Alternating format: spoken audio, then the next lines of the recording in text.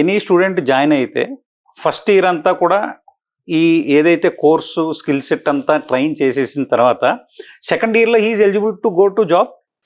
We will be sending for the job. అంటే last ఇయర్లో August 1 మన బ్యాచ్లో స్టార్ట్ చేసాం కదా, 87 స్టూడెంట్స్ ఉండేవాళ్ళు. అందులో ఒక 81, 82 రెగ్యులర్, అంటే చివరి దాకా వచ్చిన వాళ్ళు. మధ్యలో కొంతమంది డ్రాప్ అయ్యారు, ఒక 6 మంది డ్రాప్ అయి ఉంటారు.